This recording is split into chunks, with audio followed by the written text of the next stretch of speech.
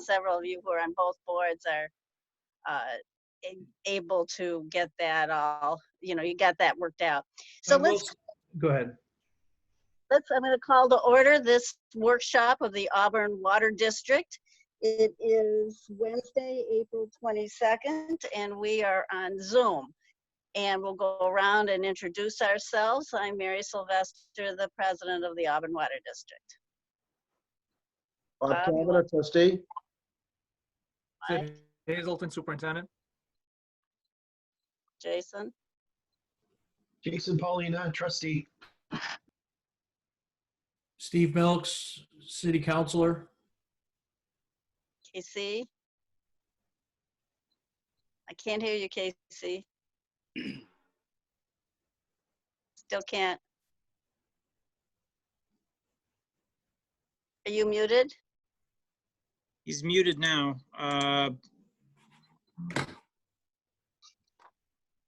Bob heard Steve. I heard Steve, I didn't hear Casey. Casey is unmuted now, though, so it looks like. Can't hear you. Casey, you need to go in and allow your device to use internet audio.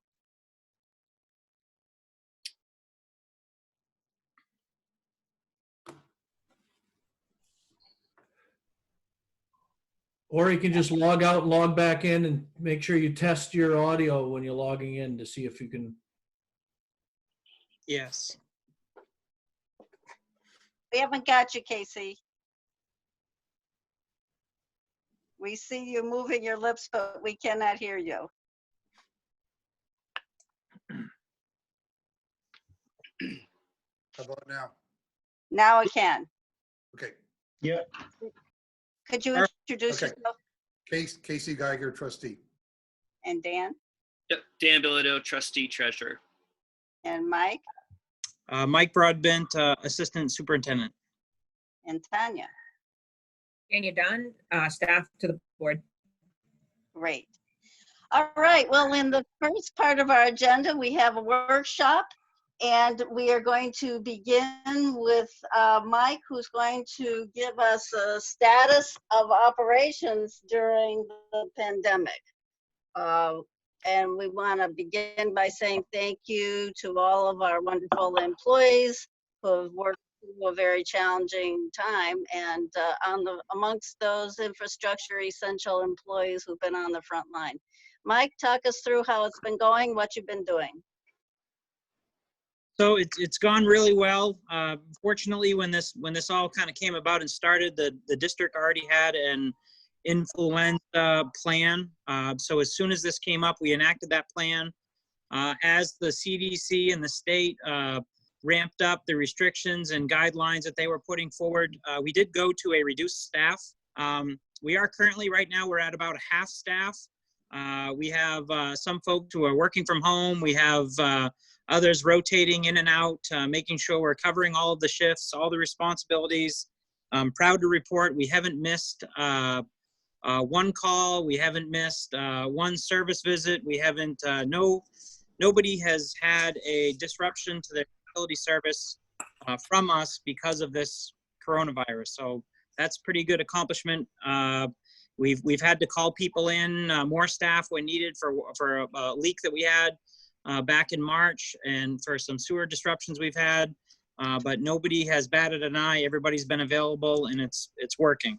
So it's not something we all enjoy having to be part of, but we're all bearing through it and getting it done. So. Any unusual situations come up that you've had to deal with? Nothing, unfortunately, no. We have had to adapt to a lot of situations. We've adapted many new policies. I've written so many policies, I couldn't list them all in this meeting. We have new name badges. We have screening questions that we ask before we enter private buildings, before we go do meter change outs. We've enacted a lot of new policies and safety procedures. But we've gotten through all of them, and we're doing well. So, Any apprehensions on the part of employees about getting back to business? Everybody getting ready to step back into the summer work? Everybody is ready. Nobody is apprehensive about coming back. They understand the protocols and the policies that we have in place to protect them, so they feel safe. And you know, again, our doors are always open. If something new develops, you know, we stay on top of it. I know I was concerned today to see that there is a possible outbreak at a assisted living facility here in Auburn. So we've been Yeah. watching it closely, making sure we, you know, keep our staff isolated away from that. So as where possible. So Just to follow up on that, if they had a water emergency that required an employee to go inside while they had an outbreak, what do we know how we would handle that? well, fortunately for us, we can avoid going inside. We can, if they have a water emergency, we can shut them off at the property line. So there is Good. really no need for us to go in there. So that's good news. If there was something wrong with their water meter, we do have the right to, you know, refuse entry, but we would certainly work with them to try to get through whatever type of emergency they may have in there. Yeah. But- Okay. Anybody have any questions for Mike or Sid about our emergency preparedness and processes during a pandemic? Hearing none, I'll just say I know I speak for everyone in saying I please convey our appreciation. Well, these are certainly unprecedented times.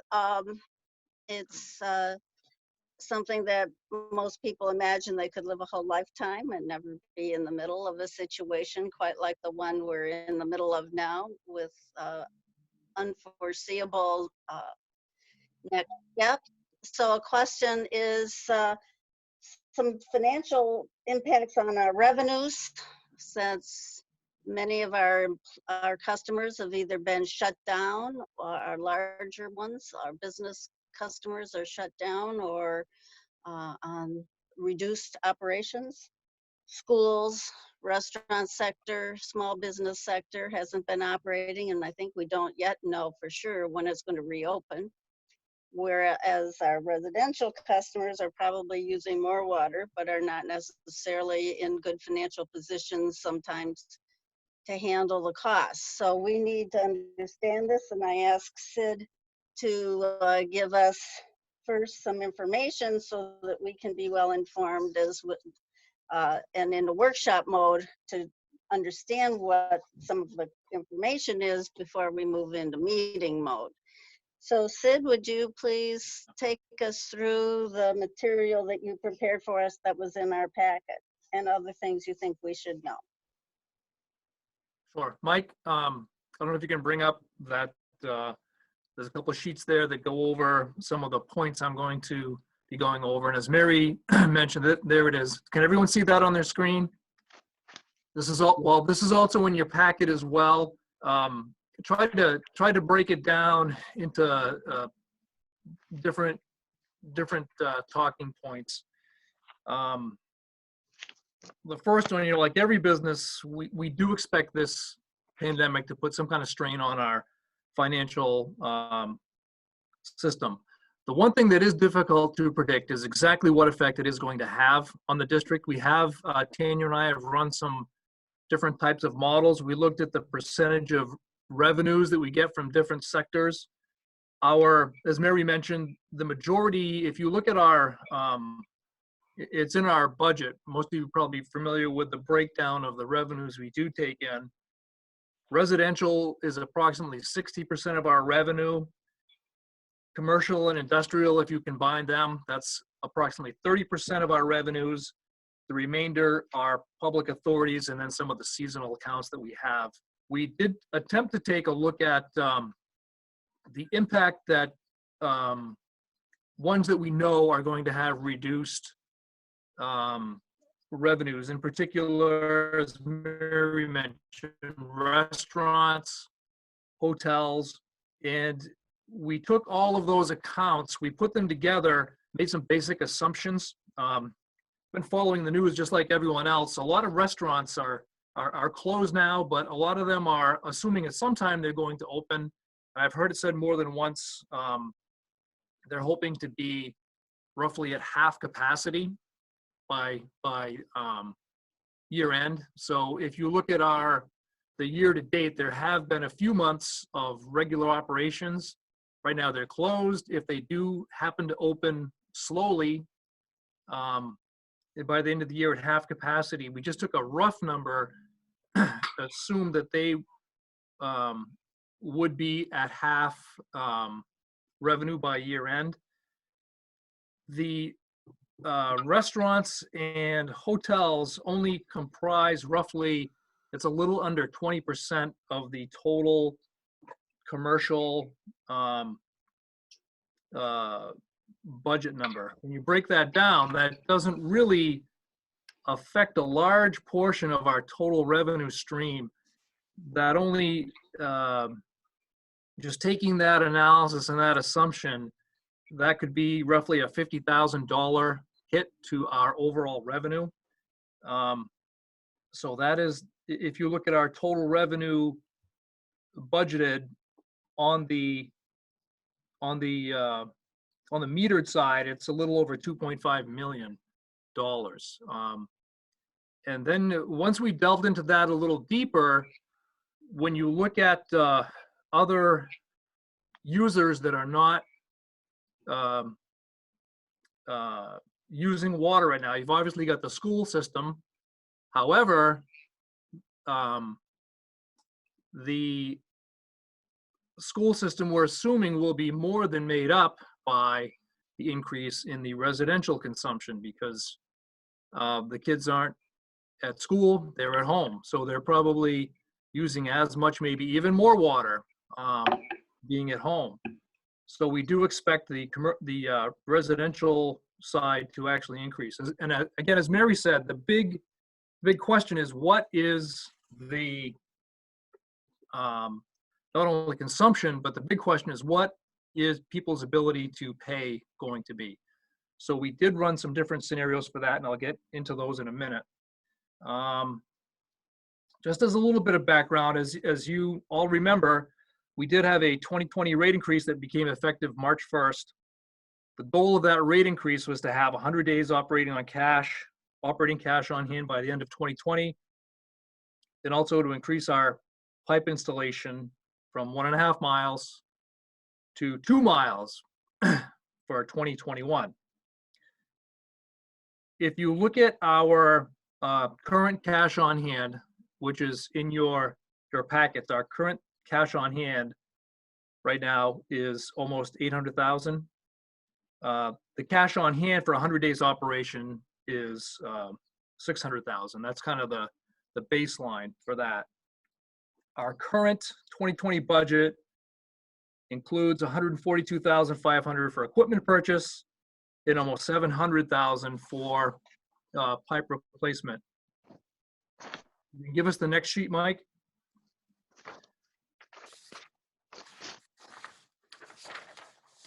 So moving forward, we've been in touch through this thing with other water departments throughout the state, and most of them we've talked to are, they're doing the exact same thing we are operationally. They've got a reduced staff, and they are cutting back where they can. Augusta, Portland, Maine Water Company, a lot of the larger southern Maine water utilities are doing the same thing. A recommendation that I've got to moving forward to make sure that we are going to remain solvent is to forego the remainder of the equipment purchases for 2020. I do have a spreadsheet that's in your packet. I wouldn't bother going to that, Mike, but I did have that in there for some backup numbers. So far, on the water district side for equipment, we have purchased a few things, but most of them we have not. We did purchase the meter van, and there are a few other things like the plotter we did purchase already. But when this hit, we did not buy anything, and I'm recommending that we do forego the remainder of the equipment purchase. One of the large items we had in there was the backhoe. We did put that out to bid. The bids came back. We got a really good price for a new backhoe. However, I would not recommend moving forward with the purchase of that backhoe at this time. The other thing that I looked at and recommend is that we reduce, at least for the current time, the capital pipe replacement expenditure from the budgeted $699,000 down to $300,000.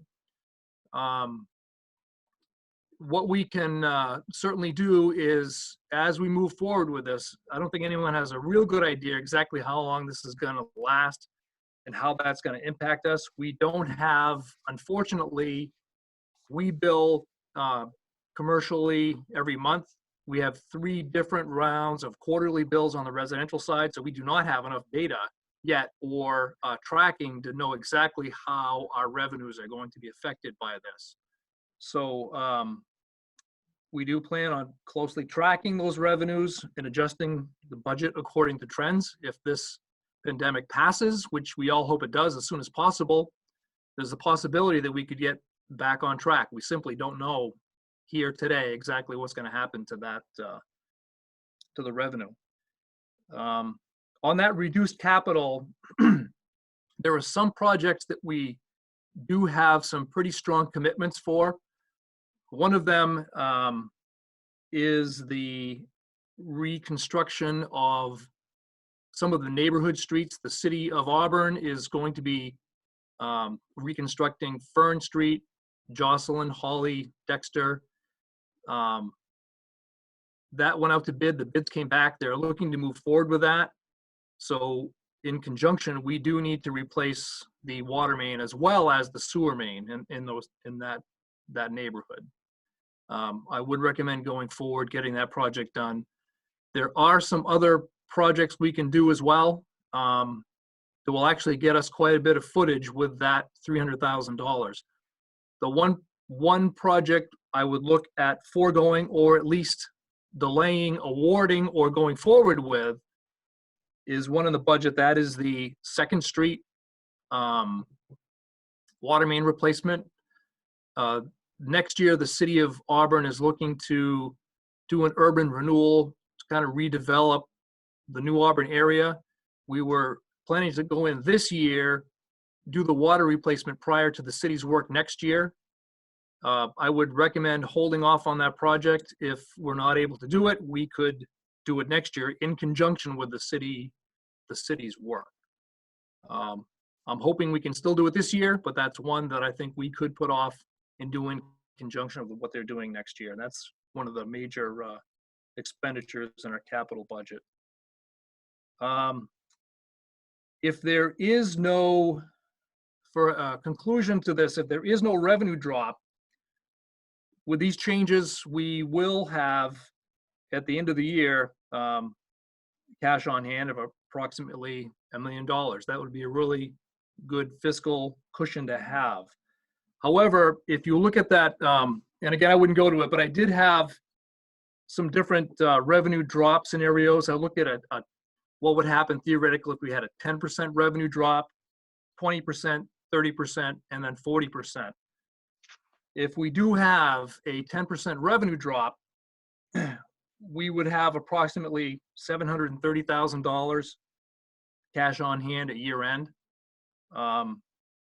Anything over that 10% revenue drop would put us in a cash reserve, dangerously low cash reserve situation. A 20% revenue drop would put us in the $420,000 range for cash on hand. 30% revenue drop would have us at just over 100,000.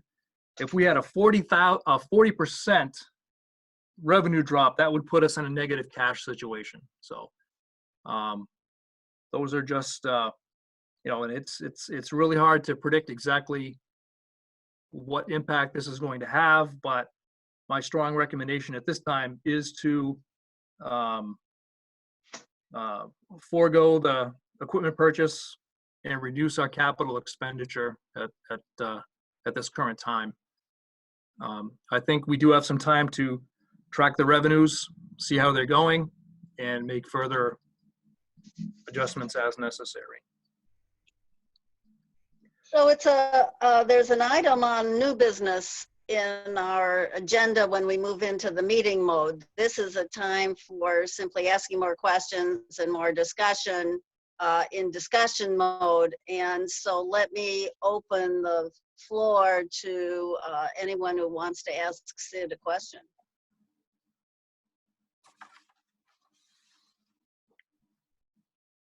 Anybody? Yeah, Andy?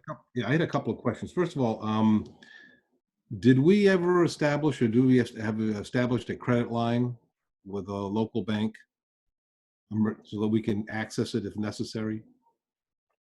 Tanya, I don't know if you want to weigh in on that. We did look into that. Is Tanya on the mic? Yeah, we did look into that. There are fees that go along with that. So we didn't actually establish the line. We have talked to them about it if we need it. Well, because my concern is we've got two things. We have a revenue drop. That means sales drop 10%. We aren't going to get that money ever. So we have to really make adjustments. But if it's simply a collection issue and we're down 10% in collections, then the credit line would make very good sense. Even though it costs money for the fees, we can have the money we need if we need it in lieu of revenue coming in once the pandemic's over and people get their finances back in shape. But I would strongly recommend that we be looking into that, and even if there's a fee to get it established, be ready to use it if necessary. I feel very uncomfortable that we could be in a bad cash position with no other options. We don't have any other options. We're not, we need to have a credit line, I'm thinking. Yep. So like We'll touch base with them tomorrow and see how fast we could move on that if we did need it. Okay, because like I say, there is a difference between actual lost sales and actually, receivables. Receivables, we get the money. We're going to get eventually. So, okay. It's a good point about receivables. I'm just going to jump in. I mean, we track, people, we know that we have some customers who basically don't pay till the last minute. And we carry them every month and look at those receivables. And sometimes we have customers who just every time they don't pay until we threaten to turn off their water, and then they show up and say, oh, okay. And we now have reasons to be concerned about our receivables, our cash flow, and people who simply won't be able to, and we don't have a legal authority now to turn people off. Is that right, Sid? Right. That's one of the things that we talked about last night at the sewer trustee meeting as well. When this whole thing came about, the PUC did put out a directive that water utilities are not to disconnect any customers and also not send out any disconnection notices. And one of the double-edged sword parts about that is, as you mentioned, unfortunately, people that find themselves in disconnection mode quite often depend on the disconnection notice to pay their bill. Not that they can't pay, but that's what they use as their kind of their final warning that, okay, I'm going to get shut off. I got to pay my bill. Without that letter, a lot of them are not going to really know that they're past due and in disconnection mode. One thing that we are in the process of doing is putting out a late payment notice. So that does not put us in violation of the PUC directive, but does just remind people that you have a past due balance. Unfortunately, I think that's one of the problems of that directive. Those bills that people are accruing are not going to go away. eventually when this pandemic and this directive is lifted, I assume there will be some sort of guidance from the PUC as to how to get back on track again and recover the accrued bill that has taken place. But that we have not got any directive on that as of yet, but I assume that will be coming. But that was our attempt to curb this, is to put out that late payment notice. It's not a, it's put out as a friendly reminder, not a, it's not going to say anything about their disconnection. It's just going to be a late payment notice. So they will see that they do owe, and it will be customized for the amount that they owe. So we're hoping that will, Is there anything in the CARES Act that that the district can access? you know, I don't think there is. I'm following that quite closely. I have not seen anything yet that would relate directly to that. It's as you know, it's an evolving situation. It's a bit confusing. We are watching that to see how that could affect us and our customers. I haven't seen anything come from that yet. Because I know there's municipal funds going. I know that the bus, Right. that they've got funds. I have to figure that the Public Utilities Commission is, or some avenue there, that there's some funds available. Right. I haven't heard them coming to the utility level, but that is something we're watching. I know the city has. You're right. Yeah, the city was recently announced that they are going to get some CARES Act funds. That would certainly help, and we're looking to that. I know there were some articles about that earlier, and it made it look like they might be available on almost like an emergency type basis. You know, if we incurred any overtime or emergency expenditures as a result of this, those could get reimbursed. But that I haven't heard it develop anything beyond that. But we will certainly stay on top of that if the situation changes. Yeah, because I know that businesses can get disaster loans and that sort of thing. Yeah. You know, I don't know if anybody at the PUC or the state that you deal with is, if there's any further. Anyway, that would be an avenue I would look at. It's a Definitely. good point, Steve. Is it Sid, the PUC, that would be a source of information for you, or the Maine Water Association, or Maine Municipal? The Maine Water Utility Association, they do track the legislature. That would be my first call to find out what's going on legislatively, is the Maine Water Utility Association. Why don't you do that just to make sure that something hasn't slipped through? Yep. We may be small potatoes compared to the big water districts of the country, but if they've got some funds in there, we may, especially if we end up with a large amount of receivables and uncollectible accounts. Right. That we may find that we'd be eligible given our demographics. Mm-hmm. I'm just going to swing over to other trustees. Dan, do you have questions at this time? Can't hear you. Nope, no Dan? questions at this time. Thanks. How about you, Casey? Any questions? I've got no questions. Great. And Jason? No, I don't have any questions. I was looking at a link earlier today about some states that have been issuing orders to water districts not to disconnect people.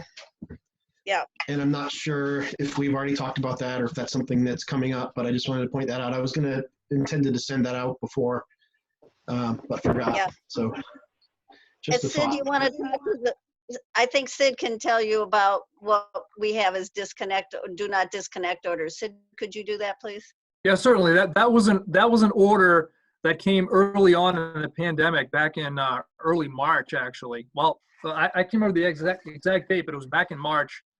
That was one of the first directives that came out from the PUC that the governor directed to have happen was to not disconnect any water customers or send out any disconnection notices. So, I mean, every water district in the state has had that directive for well over a month.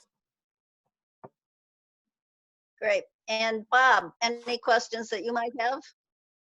No, I'm good, Mary, thank you. Okay, that being said, if there are no more questions, then we can conclude the workshop portion of this meeting unless anyone has anything else they want to say while we are in workshop mode. Hearing none, I'd entertain a motion to adjourn this workshop.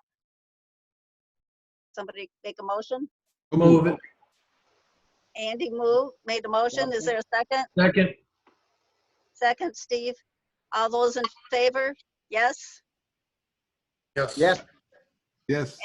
Anybody no? The workshop is adjourned and we have conducted a vote by Zoom, which is great. It's good practice for us. So I will now call to order the April meeting of the Auburn Water District conducted by Zoom. I am Mary Sylvester, President. We need to go around and introduce ourselves. Bob Kavanaugh, trustee. Casey Geiger, trustee. Jason Paulina, trustee. Dan? Andy Titus, trustee. Dan Billito, trustee, treasurer. Steve? Steve Milk, City Council. And our staff, Sid, Yep, Sid Hazelton, superintendent. Mike, Mike Broadbent, assistant superintendent. and Tanya. And you done, staff? Okay, now we have minutes from our February meeting. It does feel like the February was a long time ago, but that was a meeting in which a number of things took place that we want to make sure are correctly documented in the minutes. Those minutes were sent out in advance. Hope you've had a chance to review them. I'll entertain first a motion to approve the minutes. Bob would like to approve the minutes of the regular meeting of February 13, 2020. Is there a second? Second. Okay, discussion. I just want to make sure it's clear. So under cost sharing, the minutes read that we would have saved roughly $400,000 since 1991 if we had a cost apportionment agreement. And then soon after that, KC made a motion to continue existing sharing agreements and to discuss future sharing on a case-by-case basis. Is that correct? That's correct. Okay, so my only comment is that's should be a priority going forward is cost sharing still. So I just wanted to, since I couldn't make the meeting, make that note. Well, I'd like to point out that the $400,000 number is not even close to realistic. We agreed to a plan to build a joint building and share the costs. And to say we go back 20 years and renegotiate that is absolutely unrealistic. I wasn't thinking about renegotiating that. Of just using that data to think about what we need to do to go forward. What we're doing now is just approving minutes, and the minutes are that this cost sharing will be discussed when future projects come up on a project basis. And Dan, I think your note is appropriately noted that it should be a priority. And the motion passed 3 to 1 because I abstained. Is there any further discussion about the accuracy of the minutes or an understanding of the minutes? If not, let's call for the vote to approve the minutes. All those in favor, please say yes. Yes? Yes. Anybody opposed? The motion to approve the minutes carried. And I was absent, so I think it would be proper for me to abstain. Good point, Dan. Dan I'll, abstains. and same, I was absent as well. Okay, so Steve? 2 abstentions and the rest are votes in favor. Thanks, that's a good point since you both were that. All right, the financial report, Tanya. All right. Water consumption, as we mentioned, is down about 14.5% for the month of March, which leads to about 6.25% for the year. This results in about $26,000 in revenue below budget. However, expenses are favorable, about $10,000, which is helping to offset the revenue shortfall.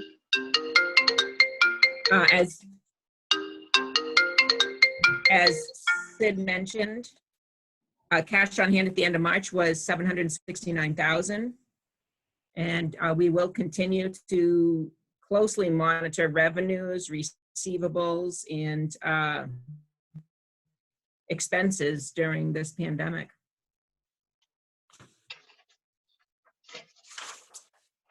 Are there any specific questions? Remind me again, what is our current cash on hand? $769,000. Yeah, that's right. Okay. I had a couple of comments. Yeah, Mary? questions, go ahead. First of all, I want to thank Tanya for the cash flow on hand chart. That's going to be very useful going forward. I appreciate seeing where it goes and when we start reaching the next level of needing a rate increase. But I did want to also note and I've made this because it looks like it's the same situation with the sewer district, is our 60-day receivable is really pretty high, and we could probably expect that to go into the 90-day, that increase. Sounds to me like that's just about when all the craziness started. That would be 60 days, I suppose. Yep. But you notice that the 60-day total is quite a lot higher than it normally would be.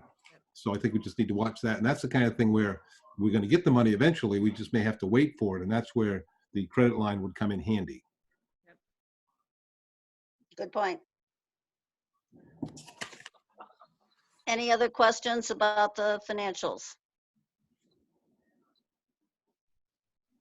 I have a question that relates to a sort of a red flag or yellow flag moment, you know, so that before we're in trouble, that we we know what our caution lights are. If our caution lights should be on around cash, receivables, revenues, and if there is, I'm sure you have internal notices that tell you, oh my God, this is an oh my God moment, so to speak. But I think we want to make sure that you've got those clearly in mind so that you could, in fact, if you needed to, call a special meeting of the trustees if we find we have you know, get into a bad financial position here. Yeah, no, yeah. Go ahead. No, we certainly can do that. I mean, we have the ability to track our revenues. Like I said during the workshop, it is going to be something. Obviously, we track very closely, and as the data comes in, we can react to it.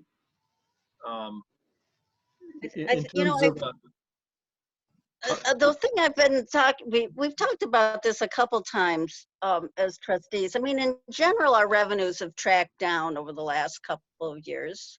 And we do spend a lot of time looking at expenditures, which is really important. And I know that revenues can be hard to project in normal times too. But I do want to make sure we have every system in place that has us very alert to big changes in our revenues. There's sort of the slow creeping death by 1,000 wax form of declining revenues, and then they can be periods of just big whacks where you've got a big problem, and I would say we're in very strange times here, economically, for not just our community, but the state and the country. And so I want to make sure we have a real clear picture on revenues and where they're going. One point I want to make, Mary, too, Yeah. is when we're talking about revenues as opposed to metered sales, again, Uh-huh. differentiate with that and collections. And maybe, Yeah. I don't know, I don't know if I've seen a daily or we have a monthly sales number, but Sid, Yeah. you can answer this. Are we looking at this kind of like as a daily, a weekly sales or metered use type thing, so you can see any kind of trend before the end of the month, or do you kind of have to wait to the end of the month or the end of the quarter when the bills goes out to see what's out there? We only read meters once a month. We have nothing else to go by. So we go by the meters. So a lot of people that are on quarterly, we for don't know what their usage. actual rate's going to be until we actually read their meter. So it could be in Correct. some cases 2 to 3 months before we know if we've got a serious uptick or downtick in residential use. That's correct. We We have three. Go ahead, Tanya. Yeah. We bill residentials. We have a geographic area of town that we bill each month. So we will, the last bills that went out the door had a couple weeks of the state of emergency. So we're going to be reading meters again here in this upcoming week. So we'll get a better grip on, how it's impacting, because it'll be a full month of.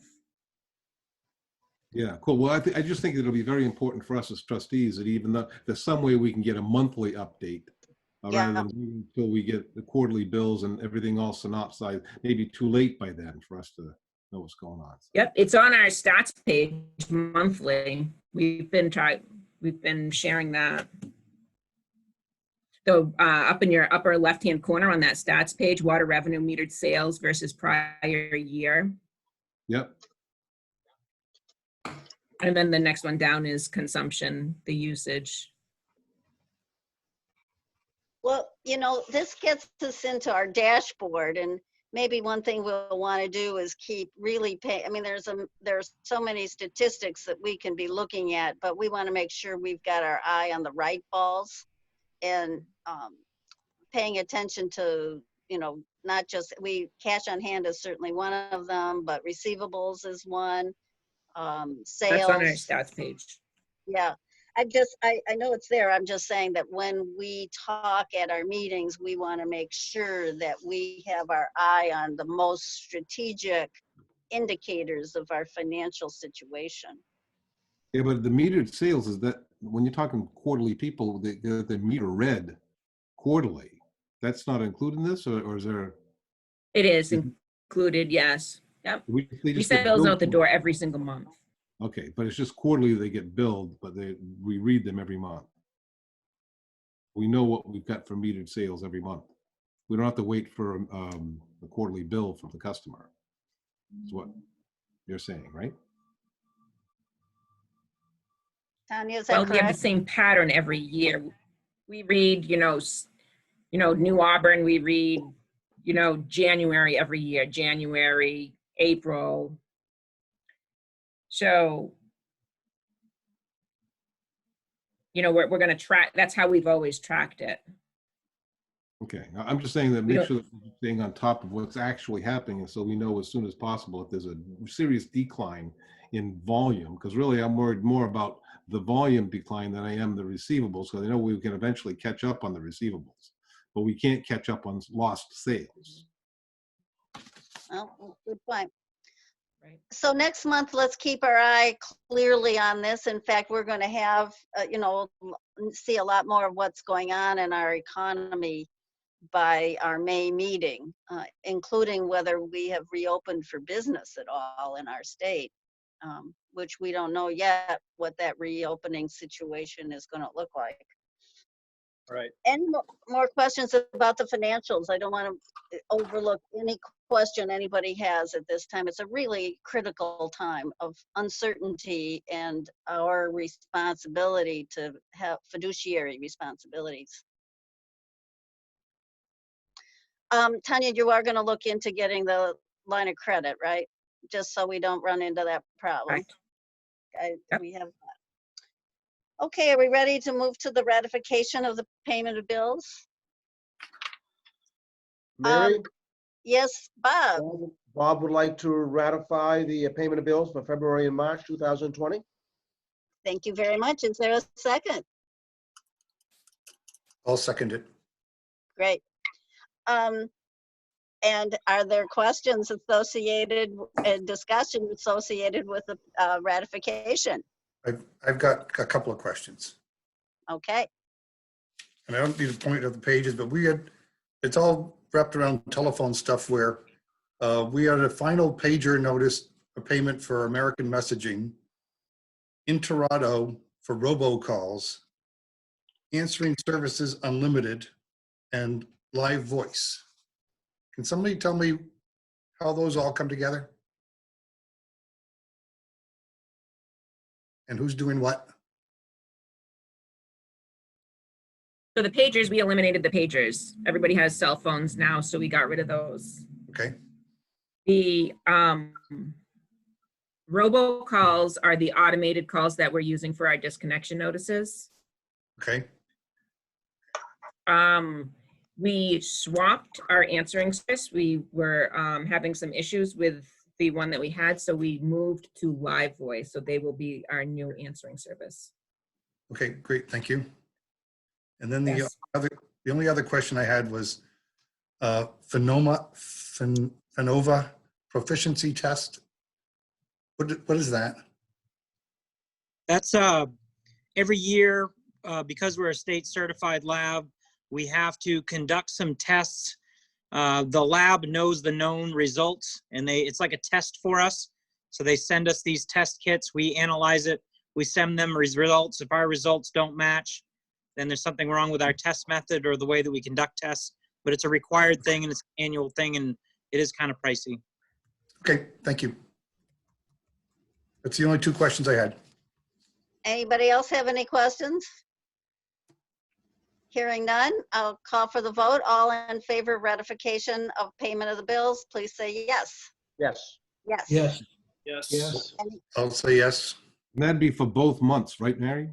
It is the whole, yes, February and March, thank you. Yeah. Are there any no votes? Any abstentions? The motion carries. Thank you very much. Okay, this is a time in our agenda for open session. There's a trustee open session towards the end of the meeting, but if there's any member of the public who has been invited to call in, they are welcome to speak to us via open session. I think we're using the same software and methods that City Council uses, and I'll use this time just to precede this to say we are grateful to the city for opening up their Zoom subscription to us, and their protocols have been shared. Is there anyone online for an open session? There are no members of the public. Nobody has dialed in. It's just trustees and staff right now. It's just us. All right. Moving on then, Mike, you're next up for your activity report. All right, activity report. Obviously, it's a little lighter than normal because March was impacted by the pandemic, but we're still able to conduct business as normal.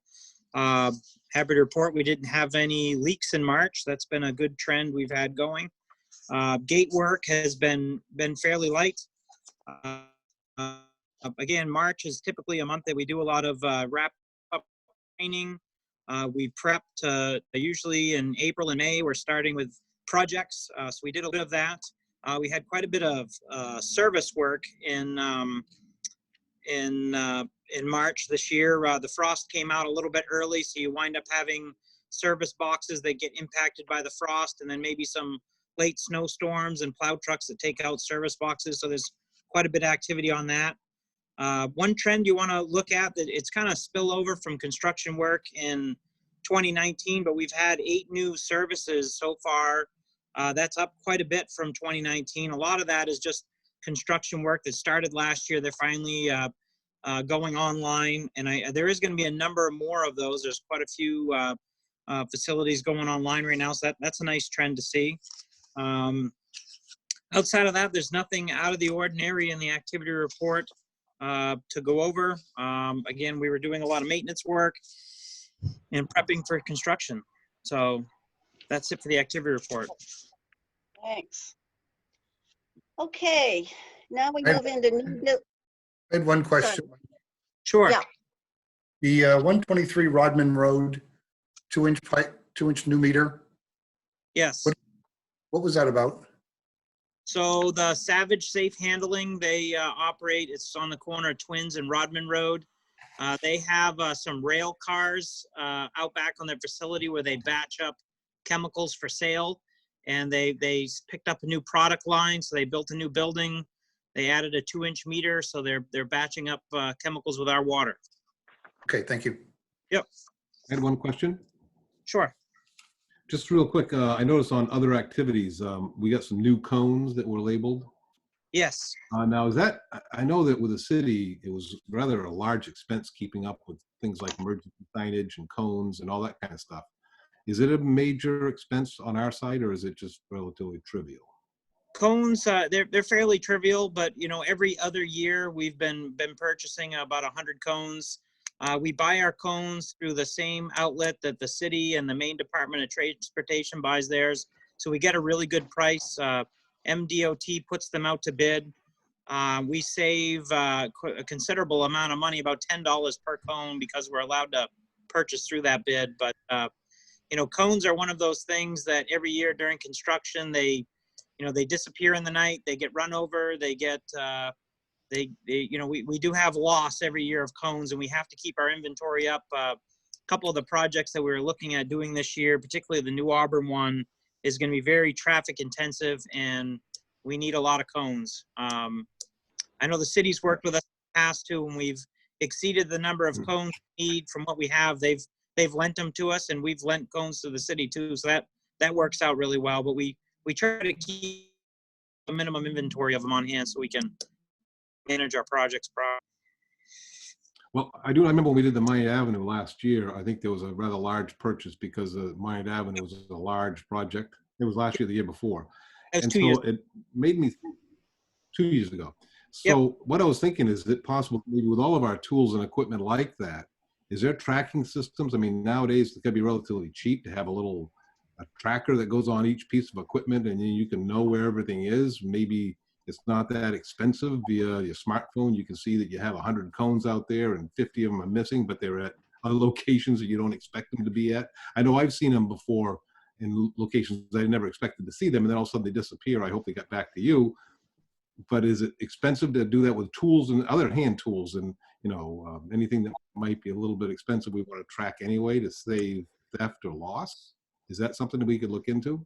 I could certainly look into it. I haven't heard of it for road cones, but I do know, maybe if it's a manual entry just saying that, yeah, we dispatched 100 cones to the Poland Road project, that at the end of the project, we should be picking up 100 cones.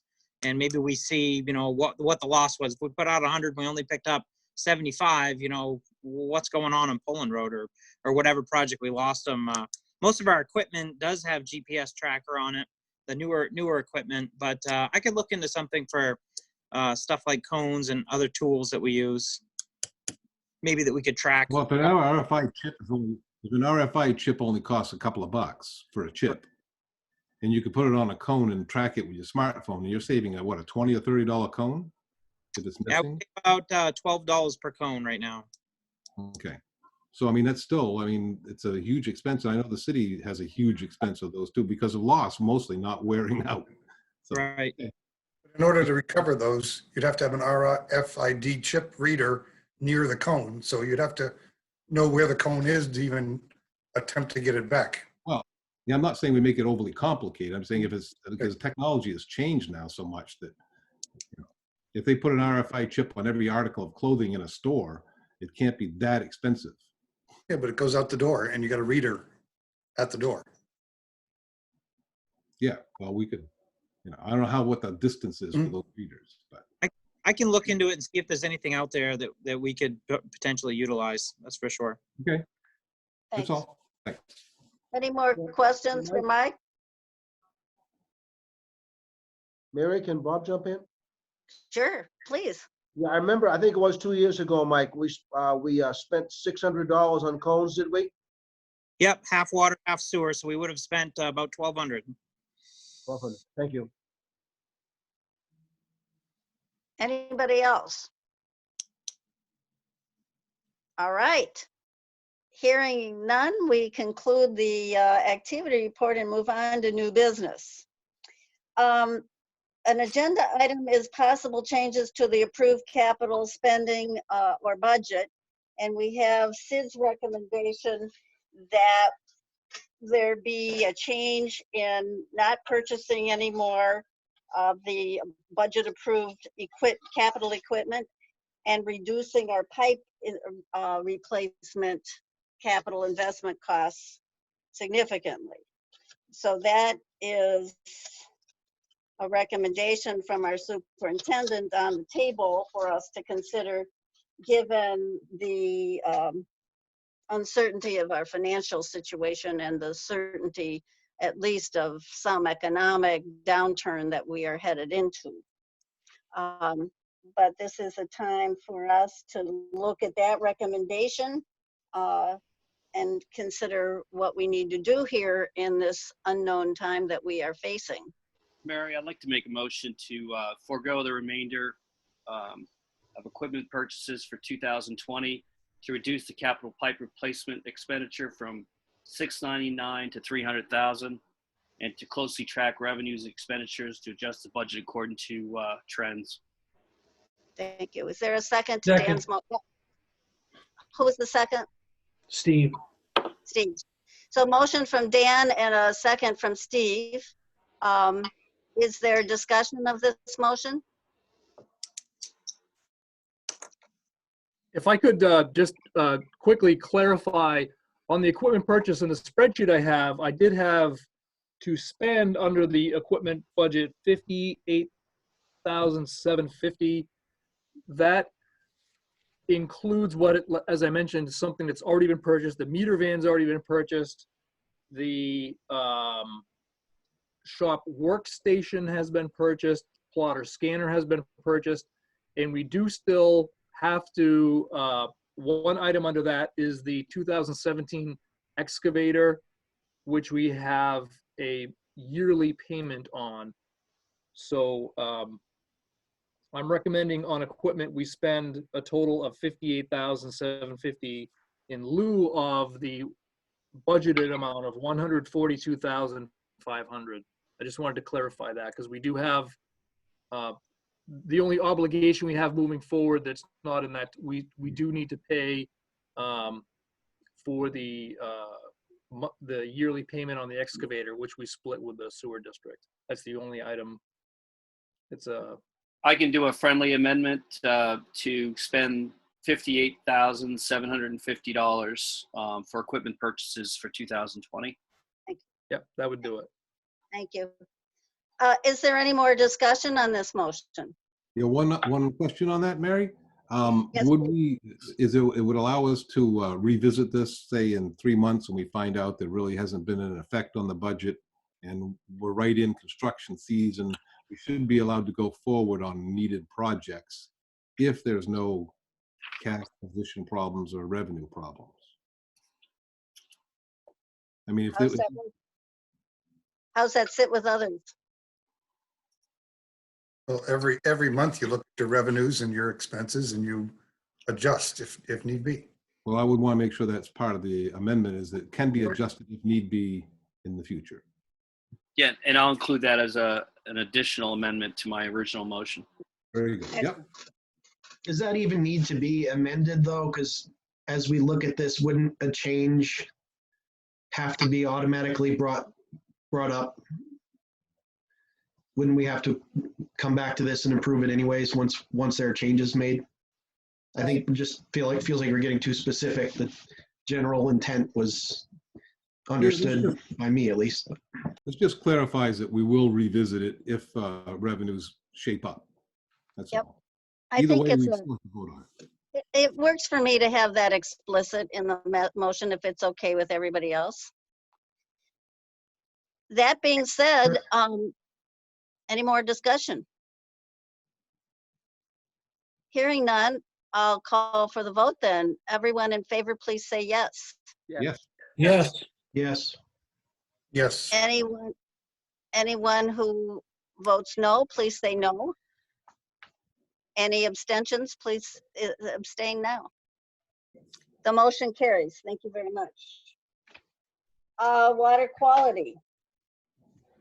Yep, just very quickly on that item, ice out on the lake was April 3rd this year. That's always a fascinating thing to a lot of people when the ice goes out of Lake Auburn. This year it happened April 3rd.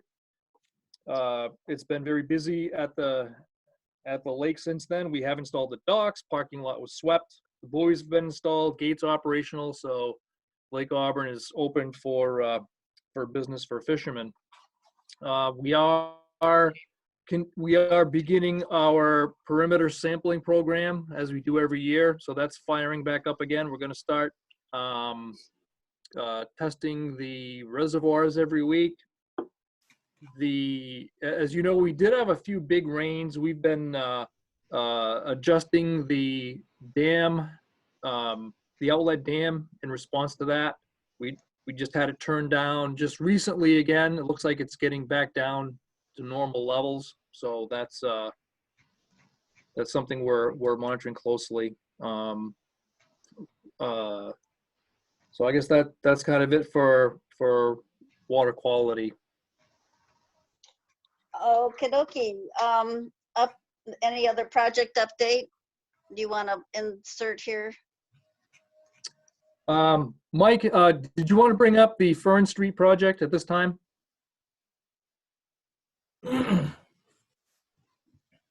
Oh, Mike, you're Mike. muted. Hello, Mike. Yeah, I'm working on it. There you go. Sorry, it was glitching for a second there. So yes, Sid brought this up in the workshop that while we would like to postpone a couple of projects, we would like to continue with some others. We do have a number of jobs lined up, one on Rochelle that's going to get us about 1,300 feet of main replacement. We've got one on Winter Street that we're going to do in-house along with Rochelle to get about 1,000 feet of pipe taken care of. And then we had planned to work with the city of Auburn, put out to bid with them, work on Fern, Holly, and Jocelyn. Our crews would still be responsible for setting up all the temporaries, doing all of the gate work, all of the taps necessary for that project. But Longchamps is the contractor who's going to be rebuilding the road.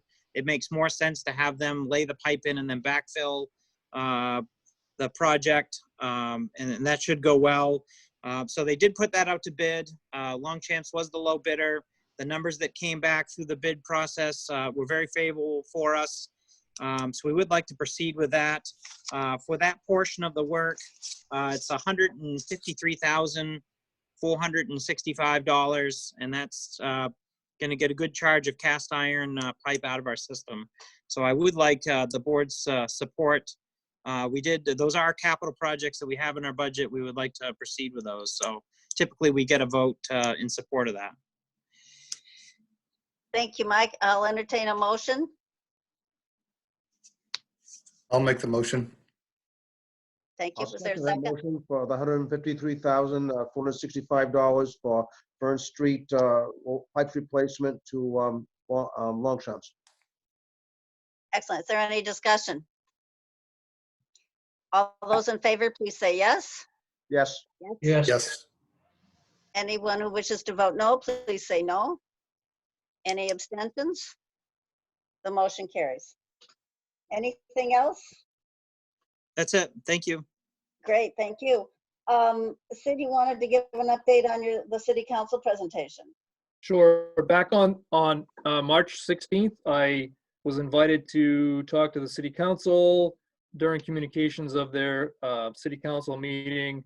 The items for discussion were the recent rate increase we had put in place on March 1st, the cost share arrangement with Lewiston Water Division, our Lake Auburn alum treatment, and then finally our progress on combined sewer overflows. So that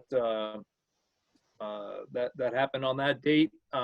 Every month I meet with the city manager, assistant city manager, and public services director. Mike and I meet with them to stay on task, coordinate projects and so forth. And I recommended that that's something that I do with the city council on a quarterly basis. It's been a long time since we've had any real update with the city council. I think it would be helpful if we do that on a regularly scheduled time, if there are any, and that would just not have as many items pile up at once. That was quite a few varied items that we had to go over very quickly. I think if we did it on a quarterly basis, it would certainly help to get much more in depth and increase understanding. So that's what we're hoping to do. What do you think about moving that, forward. Mike and Steve? Yeah, I think that's a good idea. What's the process that we would need to use to try to arrange that? Well, as I said, I meet with them. Phil, Oh. yeah. Let's let Steve answer us. Do you know how it would be work to get on the city council Yeah. workshop It would schedule? coordinate with Phil and Peter, and Okay. then they bring it on. Yeah. Is that something all of us agree with as a good way to move forward? Yes. Anybody who, then Sid, would you please do that? That'd be great. Yep, will do. So into the nitty gritty of some of the things we do, a paving bid. Would you speak to us about that, Sid? Mike has that. It's in your agenda packet. Mike, could you bring that up? Yeah, I'm working on that. I couldn't find it in the agenda packet, but I'm working on it up anyways. So we put our paving, I'll have it for you here in a second. Should see it here in an Excel format. So the City of Auburn put this bid together, their Public Works Department. Normally we participate with the City of Lewiston, but their finance committee opted out this year. So we basically used all of our quantities for the last 2 years, combined with the Auburn Public Works. We put that out to bid. We did get 2 bidders. Spencer Paving Group was the low bid. Only one method was 50 cents more per square yard than we paid last year.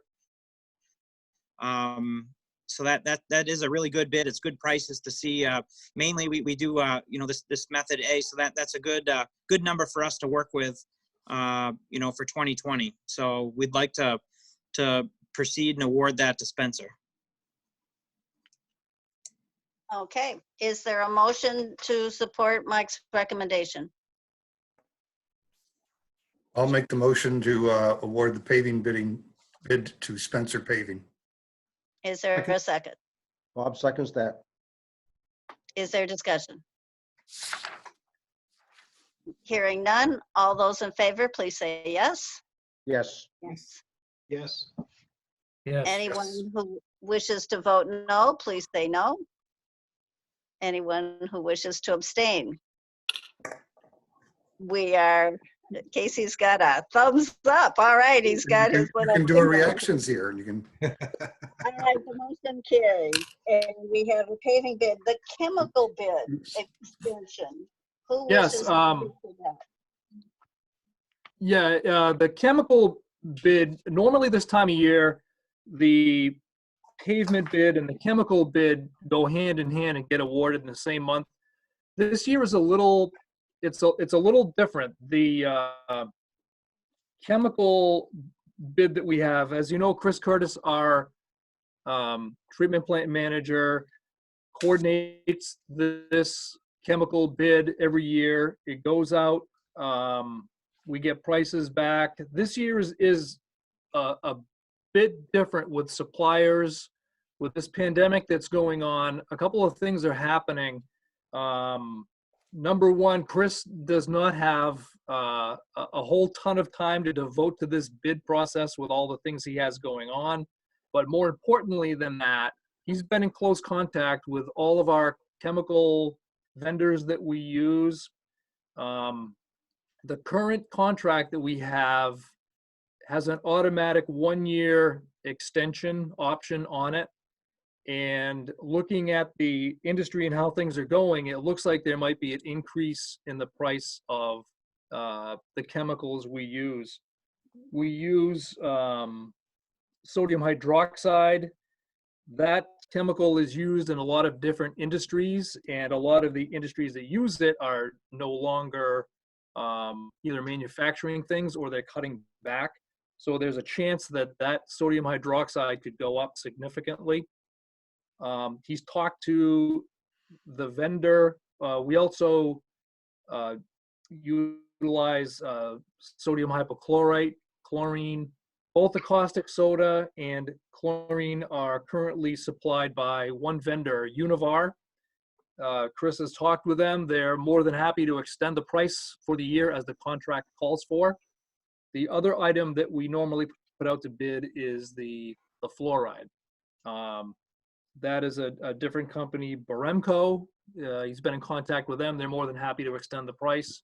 He really strongly urges us to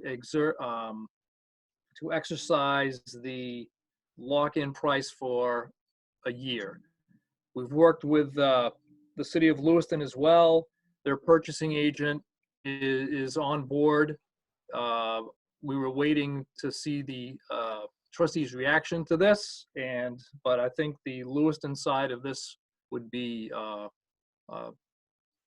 receptive to this as well. So the other types of chemicals that we use up there, we use ammonium sulfate. That's already under a 3-year contract with the company GAC. Our carbon dioxide, that's already under contract with Praxair for another 2 years. And then the orthophosphate that we use, that's a proprietary chemical that we get through the Caris Corporation. So the only chemicals we would normally be bidding out are the sodium hydroxide, sodium hypochlorite, and fluoride. So again, a recommendation would be to extend, for the reasons I said, extend the current chemical bid for 1 year. Okay. Is there someone who might wish to make a motion to that effect? Mary, Bob would like to extend for 1 year the chemical bid to Univar for 1 year, and for fluoride to Baremco for a year. Thank you. Is there a second? I'll second it. Okay, is there a discussion? Hearing none. All those in favor, please say yes. Yes. Yes. Yes. Anyone who wishes to vote no, please say no. Any abstentions? Hearing none, the motion carries. All right, my friends, we are doing quite well here. So now we're ready to look at future meetings. March, of course, will be in everyone's mind, perhaps for the rest of our lives, as a strange time and somewhat of a blur even. But we, right in the midst of the pandemic and the declarations of emergency and trying to figure things out, we did not hold our March meeting, which was the scheduled time for our election. So here I am still president for one last meeting.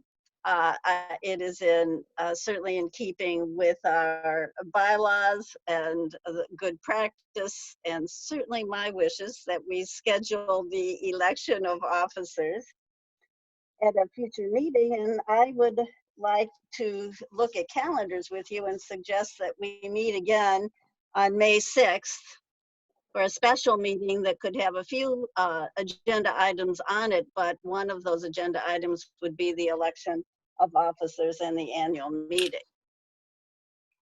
And I, being still at this moment president am not appropriately making a motion, but I would think it was wonderful if someone would wish to make a motion that we have a special meeting on May 6th with an agenda that would include the election of officers and annual meeting.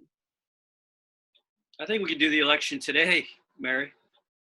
Well, actually, it's not on the agenda to hold the election today. It is to schedule the election today. And there was a piece of this that we agreed to in February, which is that anyone who was running for an office would have shared with us prior to the election, not only who was running, but their statement of how they what they wish to accomplish in that role or what they were bringing to it. And we haven't had a chance to do that. So I don't think it is, in fact, unfortunately, an appropriate use of either the agenda or a process. So believe me, Just I'm to not. clarify, that was requested by email that people submit to Sid if they were willing to serve? Or am I confusing that with? No, that was in February as well. Who did say, Sid, that they wish to run for president? I didn't get any for president. Okay, so now we definitely have a chance now to let everyone consider whether you'd like to run for president for an election to be held on May 6th. Who said they would like to run, if anyone, that they'd like to run for treasurer? You know, I'd have to go back and I don't have that right with me, Mary. I Okay. need to go back and look at that. Never mind. So I could research that and get it.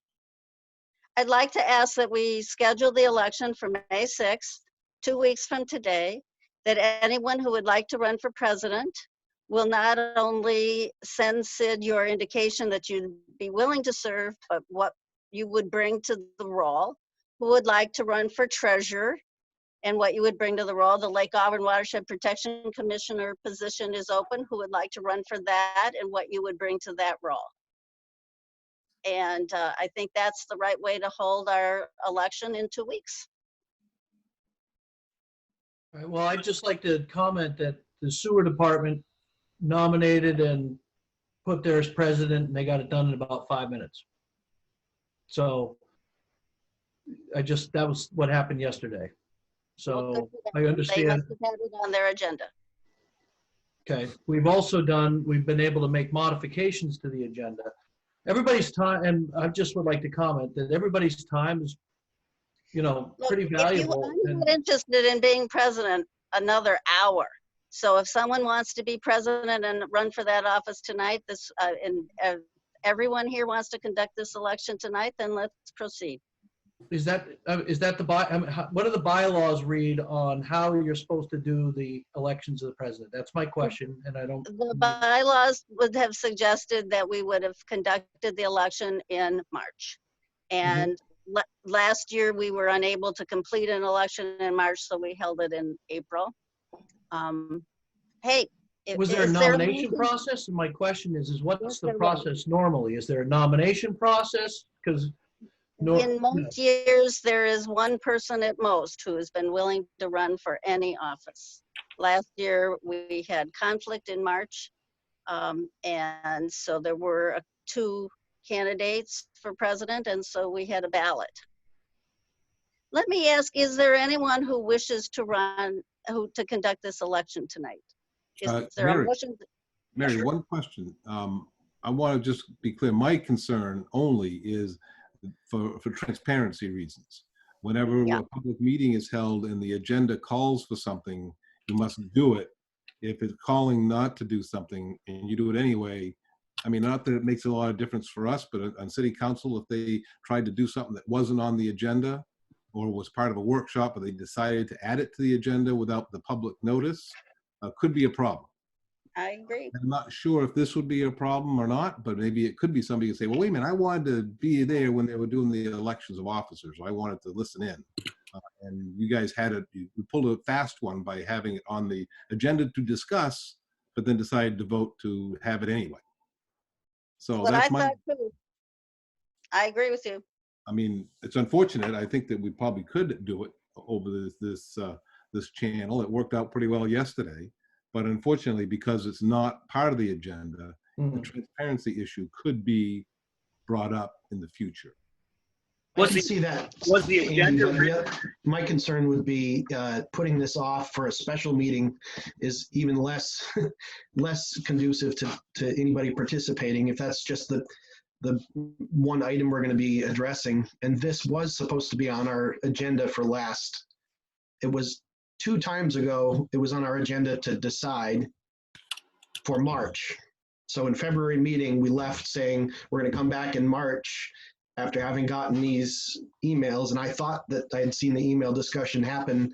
If anybody's interested, I submitted intent to be considered as treasurer. So I don't know if nobody else responded to anything else, but I don't see that it would, in these circumstances, putting it off another month would be a huge help. But again, if nobody's eking for it, then I guess. It's 5:20 p.m. We normally adjourn 6 p.m. I would like to see this election happen right now. Do you need a motion? Sure, go ahead. Okay, so I'll make a motion that Steve Milks becomes the new president for the Auburn Water District, that Andy Titus becomes the new treasurer, and with me not being treasurer, I would be interested in the LawPEC position.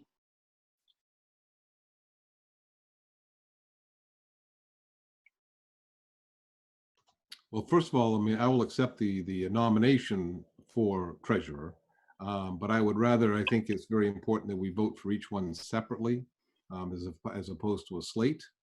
But I would definitely accept the nomination if it's seconded for treasurer. As Well, would let's I for the president. Let's take them one at a time. So Dan is nominating Steve Milks to be president. Is there a second? I'll second that. And before we vote on Steve as president, then under discussion, I'm going to ask Steve, tell us about how you view the role of the president and what your goals and objectives would be as president. Well, my goals would be to that the water district continue to be operating in a fiscally, appropriate manner, and that we are able to do the operations that are necessary as that the district is supposed to do. Help,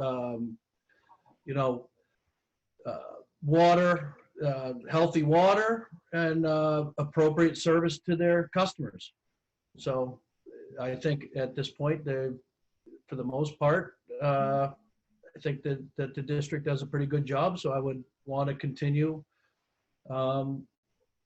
that the operations continue as they are, and that we look, as Dan, I would agree with Dan that we want to start looking ahead at ways that we can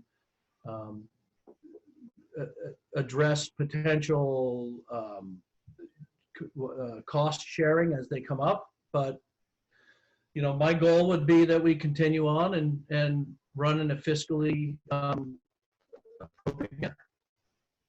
So the role of the president is an interesting role, unlike, and I think many people have a misunderstanding of it. You're really a by our bylaws, you're really a facilitator, trying to create a framework for the board's discussion and processes. And you don't really have an ability to deliver any outcome. Does that coincide with your understanding of how you would view the role? Sure. Yes. The goal is to run good meetings, concise, make sure that the business gets taken care of, that trustees understand what's the money's being spent on and what the direction of the water district is, and that's the make sure that as the superintendent or assistant superintendent has requests, that it's done properly. I would assume it's going to involve coordinating with Sid on direction and each month with the agendas, but mean, that's what I see the meeting being about, the role. Is there any other discussion or questions for this candidate? The only other thing I would point out, and Mary, you've been really good about remaining neutral to facilitate discussions, but as everyone knows, the role of the president in this case, you do have a vote. You're often a tiebreaker. So it's not that you forego your right to have an opinion. You delicately manage both roles, as you've done very well, Mary. So that's all I had to add. I appreciate those words, Jason, because I have found it very important for the president. This is a volatile time. There's been some, frankly, political pressures that are unusual being placed on this district for a water utility. And so I have found it very important to keep my opinion largely neutral in facilitation. I actually am one of the people on the board who has had an open mind and no actual agenda. That's been sometimes a strange space to be in, given that there's passionate thoughts that some people bring already seemingly decided. I would offer that it's really helpful for, in general, in good board governance. There is a best practice in board governance that I've spent a career working in that does ask that the facilitator hold their own view very lightly so that you don't skew a process. And I have drawn on my career, which is in part on strategic decision-making and board governance for productive discussions and decisions considerably. So I just offer that to you, Steve, since you seem to be running unopposed, as a piece of guidance for how you try to help a board use. And the best practice I've used is a set of practices known as good group decisions, which has some actual good group practices embedded in them to try to help people hear each other and not just force any one point of view without robust discussion. So having said that, I guess it's time for a vote. All those in favor of Steve as the next president of the Auburn Water District, Yes. please say yes. Yes. Yes. Any no votes? Any abstain? And I abstain. And I So the motion carries. abstain as well. 2 abstentions. So the vote carries. Steve, you are the next president and you can conduct the rest of the meeting. That's what happened to me last time. You're on. Thank you, Mary. Okay. I guess the next point of business is to appoint a treasurer, No, elect a treasurer. elect a treasurer. Yep, elect the treasurer. That Andy be considered for treasurer. Okay, so the nomination is for Andy Titus to be the treasurer. Is there a second? I'll second that. I'll second it. Okay. Is that Casey second that? Dan? Yes. Mhm. Okay. Is there any discussion? I just want to say that Andy has always been upfront in participating in the numbers with the district, and he's got incredible knowledge with regard to budgets, and he's had some really great ideas how to work on cost sharing, and yeah, I would totally support this.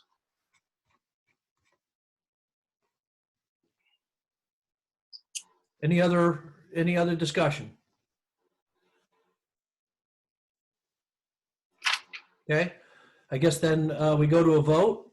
Does all in favor of Andy Titus as the treasurer say yes, please? Yes. Yes. Yes. Okay. So Thank you that's, very much, everybody. is there any no's? Thank you, Andy. Are there any no's or abstentions? Okay, So that's passed unanimous. So as I was not prepared to be running the meeting, I don't have is somebody taking notes on this? What's the process on that? Yes, someone takes minutes. Is that Tanya taking the minutes? I think Yes, it's Mike, right? yes, I am. Tanya. Okay, great. So Tanya, you're taking the records of this from this point on. It has been, yeah. Okay, And, Thank you. and just so everybody knows, the meeting is being recorded as well. gotcha. Do we All vote right. on anybody else? So, and then we've got the LAPCA, the position that we need to nominate. Do we have a nomination for the LAPCA position? I would like to be considered for the LAPCA position. Okay, we got KC. Can I nominate myself? Yes? Okay, I nominate myself for lake water protection. I would like to nominate Dan Bilodeau as also a possible contender for that. You know, I did put in my my request to do that. So, Steve, if you'll take a friendly help from the immediate past president, what we did last time when there were two people running is we felt that it was a delicate matter to conduct an election with two. So we asked each candidate who had volunteered or nominated himself or been nominated to speak specifically about what they brought to the position and what they would hope to accomplish. And I think with two candidates, now last time we were together so we could actually have a secret ballot and not have anybody's feelings hurt by how the votes went, but we are in a Zoom environment, so we don't have a good way to do that. All I'd say is that I think if we have two candidates, that both Dan and KC would need and want to be offered a chance to speak before there is some process by which we vote. okay, so after the nomination process, do we have a second for Casey? I'll second I that.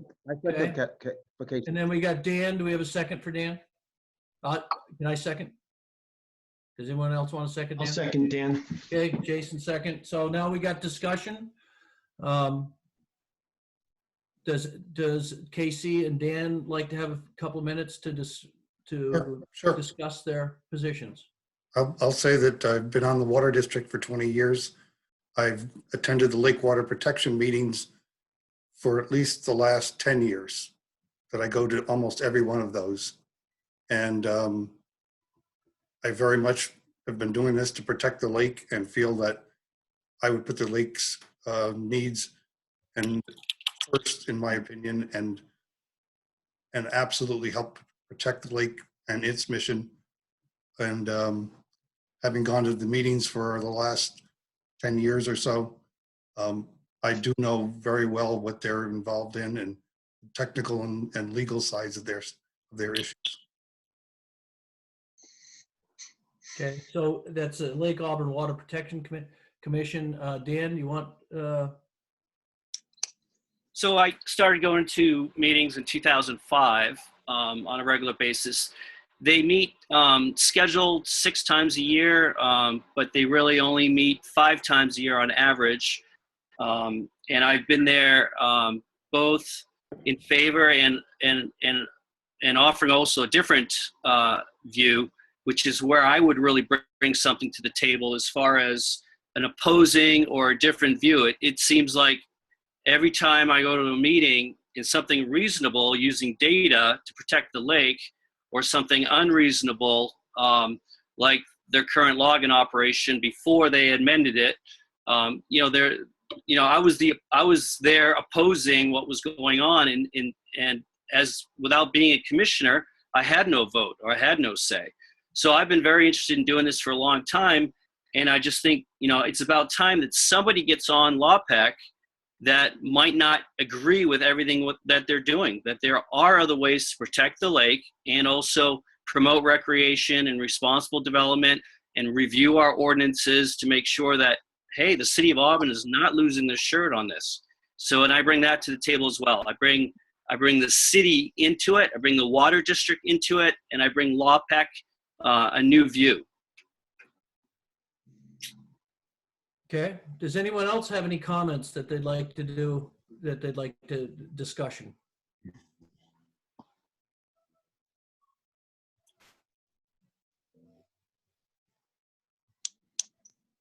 All right.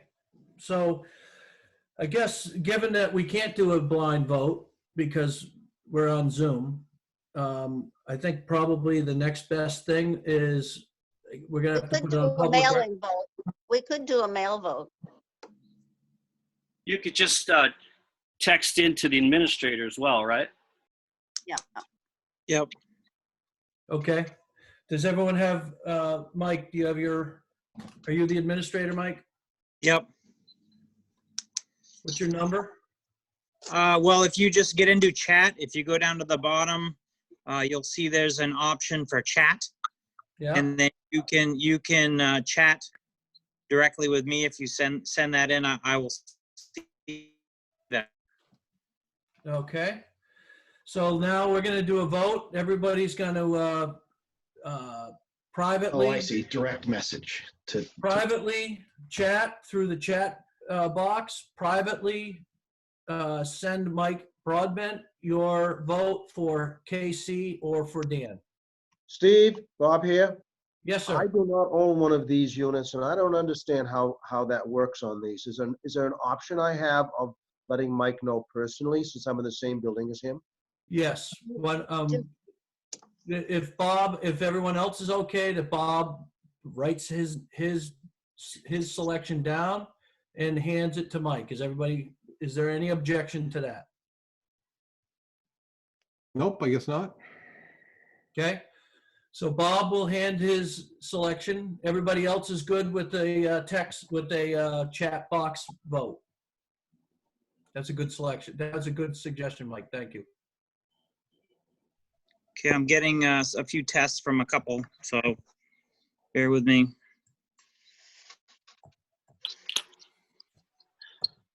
I got Jason to everyone as opposed to I directly to. just limited that to Mike now. Sorry about that. Okay, But that's okay. the other, let's see, what was I going to say? There was uncertainty last time, I think, on one of the votes. Are people voting for themselves, which is substantial? You can vote for yourself. I assume they would, but I didn't know. Just wanted to be sure that was kind of clear. I sent mine privately, I believe, Mike. I haven't gotten it yet.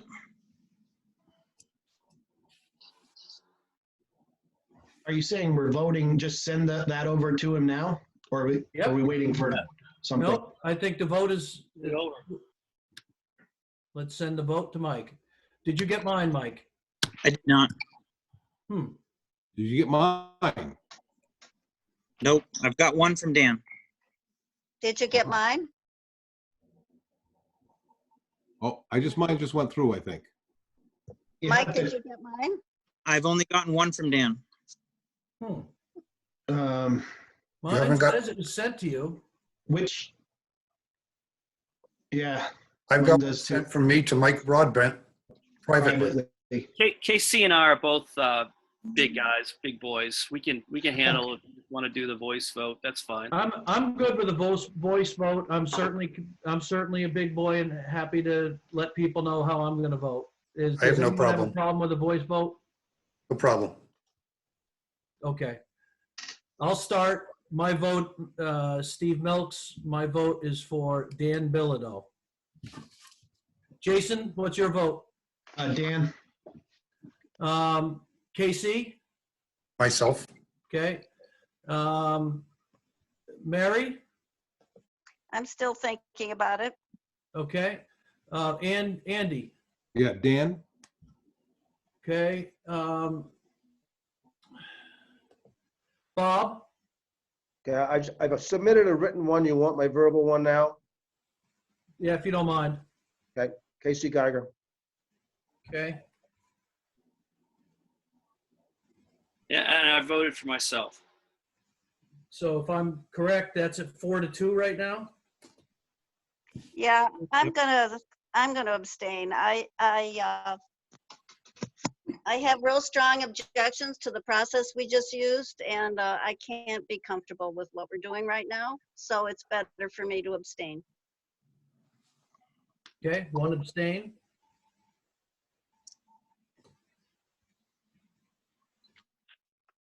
I think that's it. Yep. Okay, so that makes Dan Bilodeau the representative for the Lake Auburn Water Protection Commission.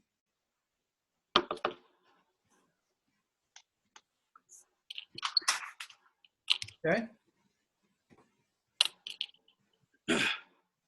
The other three spots, we must fill clerk. We name the auditor and also assign a superintendent. okay, so Sid, you're the superintendent, correct? Correct. So I nominate Sid to be the superintendent for the next fiscal year. Is that correct? Is that a correct nomination? Yes. Okay. I'll second that. Was it seconded, or is there any discussion, or does anybody else have any other nominations for superintendent? Should we let the new trustees know that we did an extensive review with for Sid and that was all favorable, and he obviously wants to be our superintendent, right? Is that correct, Sid? Yes. So we're going to have, if there's no more discussion, let's have a voice vote. All in favor of Sid as superintendent, say yes. Yes. Yes. Yes? Yes. Anybody opposed, say no. Anybody abstaining? Okay, that's unanimous, 7-0. Did clerk and auditor? Right. Current clerk is Tanya. Our current auditor is HRH Smith and Company. Okay. As superintendent, do you recommend any changes to the auditor? No, I don't. Okay. So do we have a, Mr. President, I'll make a motion that we nominate for clerk Tanya and for our auditor R.H. Smith. I'll as well. second that. okay, was it seconded? Is there any discussion on either of these nominations? Okay, without any further discussion, do we have a voice vote to approve Tanya and HRH in the clerk and auditor's position? All in favor say yes. Yes. Yes. Yes. Anybody opposed, say no. Anybody abstaining? Okay, that's a unanimous. So we've got, I think we've got everybody. That's all covered. So next piece of business on the agenda. Well, the agenda item is the next one. The request to consider payment in lieu of property taxes was not really on the agenda. Against the same story as the elections. It's a future agenda. But do we want to bring that up now? It was a request to consider it, and procedurally, you have to have a vote of the board to agree to add it to a future agenda. I have become a extremely more experienced expert in Robert's rules than I was a year ago. Welcome to the world, Steve. And you can't, our board has done some strategic planning and created board agreed upon issues that we were going to work on. This was not one of them. So it requires a board vote to consider it for a future agenda. Gotcha. Can you make that a motion, Mary? I'm not going to make a motion to consider this. It was not an agenda item that is, in my view, a priority, but Okay. it was seen to Can me you from. give us some background on this so that we have something to know what we're considering? I've heard some things about it and I've seen some emails, but I haven't really got a grasp on it, and we can save it for a future discussion if you think it's appropriate. I just like an overview. I'd like to make a motion that we have a workshop on next week, either Wednesday the 29th or Thursday the 30th via Zoom, to discuss the $66,000 that the city is looking for in lieu of property taxes. And also that the trustees can also add agenda items for this workshop for next week.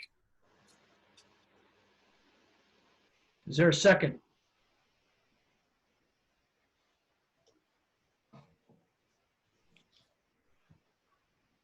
I'm not super in favor of an extra workshop, especially since we're already ahead of the game tonight. We have, we've got some time and not a lot left on this agenda.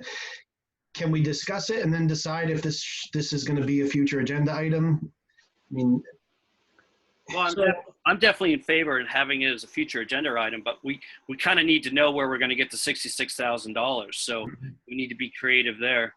Well, I want to say that I want, if it's going to be brought up as a future agenda item, it needs to be the whole fire protection discussion, because this is what this is all about, is because of PUC's regulation, and the city is the mayor specifically has asked for an option to, with the rate increase that went in and it caused an increase in fire protection, this was an option that we could use to help offset that.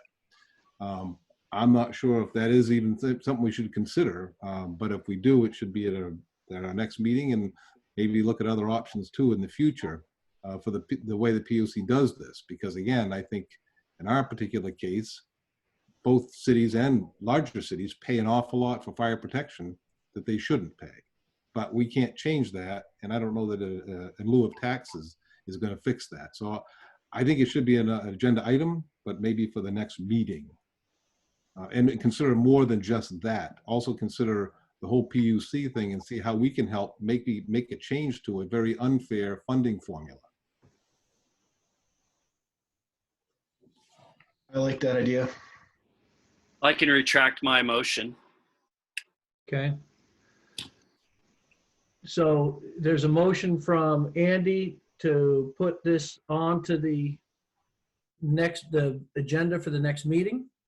As well as other options of fire protection billing. I know it's a PUC regulation, but I know that the city has, I think, has in their budget this year to do a fire safety study, which is an option that they have to do in lieu of the curve that automatically hits them with a certain price based on usage and flow and all this kind of stuff. Yeah. So we've got something in the works here, and hopefully change something for the good permanently, rather than try to do what I think is a kind of a stopgap thing that we don't have the money to give. I mean, I don't think we have the money to give $66,000 to them this year in lieu of property taxes. So Andy's motion to put the agenda item of the city's request on next, with regards to fire suppression on next month's agenda for the next meeting, plus to add an agenda in addition to other options with regards to the Public Utilities Commission and fire suppression. Could I ask a clarifying question? To my knowledge, this is not a city request, it's a mayoral request? That's correct. If it were a city request, the city council would have voted on it, and I've not watched the city council vote on it. No, they have not voted on it. It was something that was done, I think it was mentioned at the presentation that Sid did at the last council meeting on 3/16.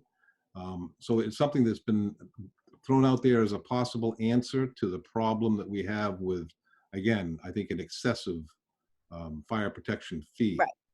The other question I have is whose property? I mean, we own our building and we have reservoirs, but that's the extent of our property for which we would owe property taxes. Right, well, the general thought was that because the water district is associated with LOPEC, and they are obviously tax exempt with all the property that they own. Well, but they own that property. Right. We're not on the title for the land around the lake. The Lake Auburn Watershed Protection Commission is. Again, that's the reason why I think we need to have a broad discussion before we give an answer to the city or to the mayor as to what the we think mayor. is an But option. I'd like this to be very precise. This is a single person's request, That's correct. and it is around property that we don't own.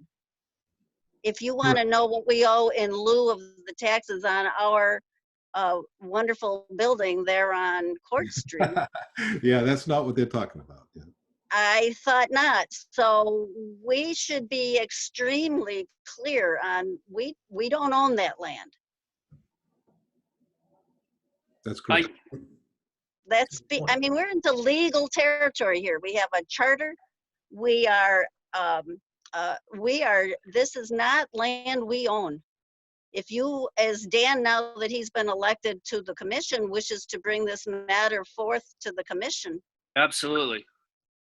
But I would like to say, as a question that I would have asked during that election, is do we expect any one commissioner to be bringing the views of you're elected not as an individual resident, but as a representative of this board. So my hope is that there would not be any individual action that a commissioner representing the trustees would bring to the commission that we did not discuss as trustees of the district. You're our representative. Mary. You're not Dan Bilodeau. So that's a good point. So to clarify, do we want to put on the agenda for next meeting that we want to discuss directing Dan as our representative to address a in-kind payment in lieu of property taxes from the Lake Auburn Water Protection Commission? Would that be fair? I don't think we can. I do it. think, Yep, It's a it's not separate the intention. organization. I think that should come directly that should come from the city council directly to the Lake Water Protection Commission and not through Dan. I agree with that. But let's back up. Mary was wondering, why are we acting on something that the city council has not completely endorsed if it's just the mayor? But when the city council came up with a resolution like almost a year ago now, at least 7 or 8 months ago, about cost sharing, and all we did was trip on our feet with that one. I mean, we need to address both these issues, and they're very valid. I don't believe we tripped on our feet. We didn't do anything for cost sharing. We haven't even had the conversation. I mean, I can ask Sid right now. I know he's discussed this with Lewiston because they talk on a regular basis. Sid, what does Lewiston feel about paying 60% of the bill since they use 60% of the water? What does Lewiston think? That question is just, it's too simple a question. We have a long history of cost sharing. That's just not a yes or no answer, Dan. It sounds like tripping on your feet. So, well, you're asking a very simple question that doesn't have a simple answer. We have cost sharing arrangements going back to 1997. Everything that we've done with them has been looked at, investigated, and agreed upon. There are a number of things that we share with Lewiston that are based upon apportioned flow and apportioned chemical usage, apportioned power. And any capital project has been looked at individually. Some of them are shared 50-50 if it doesn't impact either one adversely. Some of them are done based upon the benefits received. Everyone has been looked at individually. So, and at this point, Sid and Dan, is based on the action of the trustees in the last meeting that they had. This, unless we were to have a motion to open it up and have this discussion again, it was voted that we're not going to talk about it in the meetings at this point. If I'm correct with that last motion and that was passed in the last meeting on a 3-to-1 to 1. Yeah, the last, right. The We're last not vote going to was taken- discuss those. That we're not going to discuss the past cost sharing. Is that correct with that motion that you guys wrote on the board and everything? Am I correct that that's what that motion indicated?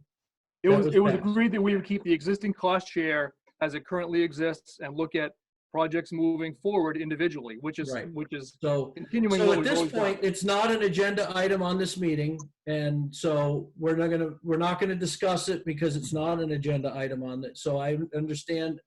So if we wanna add it as an agenda item for things going forward, or we wanna bring that up, let's do that at another time. Well, I think it's important that we put this in lieu of payment discussion on the next meeting with the That's goal where we're at. of have a letter sent to the mayor or to the city, but actually the mayor, whoever it is that requested it, what our decision was. City manager. He can resist any city manager. They can make a request if they want to. I think That's it's pretty correct. clear that we don't have the money, nor are we even So- associated with the organization that they're talking about. But we need to have that letter written after we've had a discussion and our decision. In the next meeting, we'll have a discussion on what our response to the mayor is going to be on his request. Is that a fair Correct. thing to put on the agenda for next week, But next also meeting?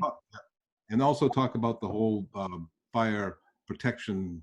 Yes. Just have a brief discussion about if there's anything we can do to help with some leverage to change it, aside from the study that's going to be done by the city.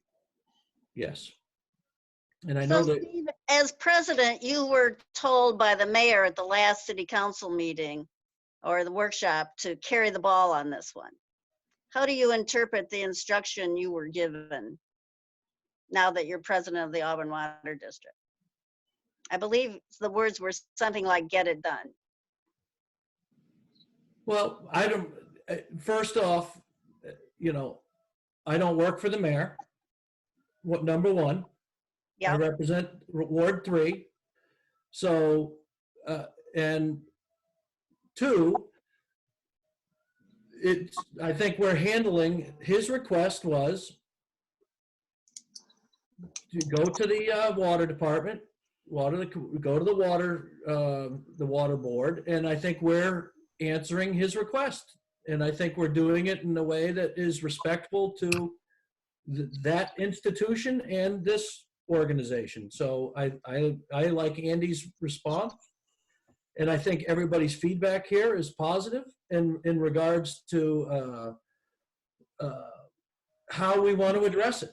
And, this is what you made and what's come up here. I think it's some very valid issues that we have to, he made a request. We've brought it here. We've answered that. We've put it on the agenda for the next meeting. So, perfect. Do we need I'm to glad call to hear- vote or? Because what I want to say is that I think I'm going to continue as a person who looks at these questions with an actually open mind rather than a mind already set on an agenda. That the question is around the loss of tax revenue for land held by the Lake Auburn Watershed Protection Commission associated then with the protection of the watershed is in fact a valid question, is how to understand that. And in my view, when we talk about it at the meeting, it can't be done in an hour because in fact, a very thoughtful approach to looking at that question is probably 30 years overdue in understanding what the net impact is on the community that we all live in for the asset that's held by the Lake Auburn Watershed Protection Commission for the well-being of the protection of the watershed for the lake. So I hope we will use a very thoughtful process, just as it was my hope we would use a very thoughtful process on cost sharing, and that we will not rush into answers before we've actually asked and studied the questions. And that's the end of my spiel on this, but I have been consistent on this since the minute I joined the board and tried to hold the framework for that as president, and I'm going to ask us to consider doing the same thing going forward. Okay. And I'm going to lead this meeting. One thing that I wanted to make, in my opinion, why we just need to leave it to what the question is, where the request to consider payment in lieu of property taxes.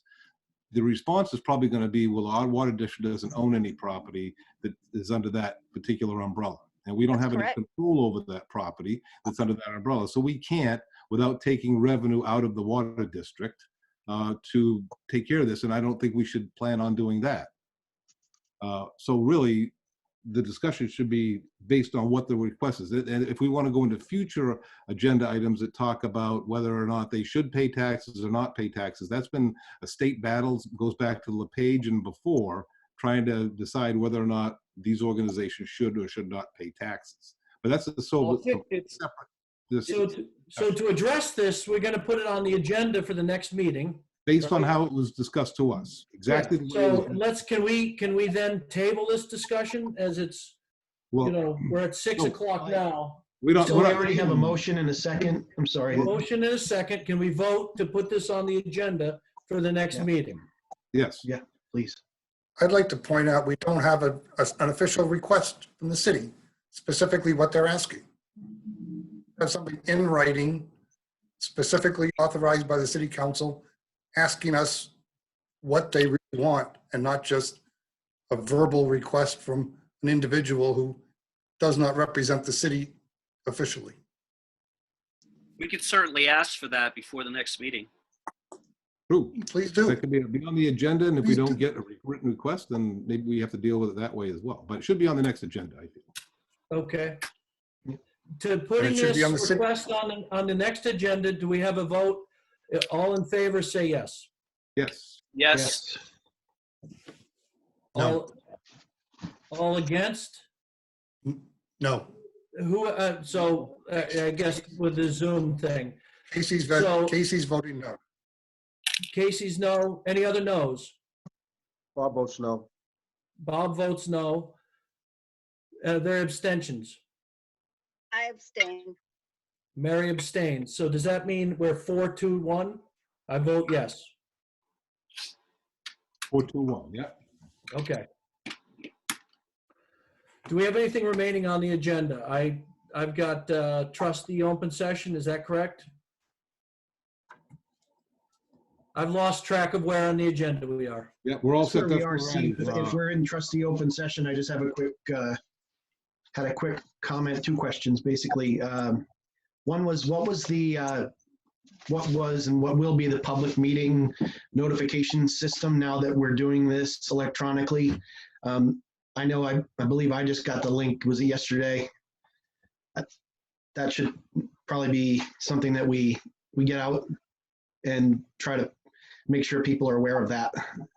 And the second thing is, I just wanted to go back when we're talking about potential impact and trying to get a rough estimate of whether or not we drop 10% and this is how we react there, or if it's much more than that, what we would do.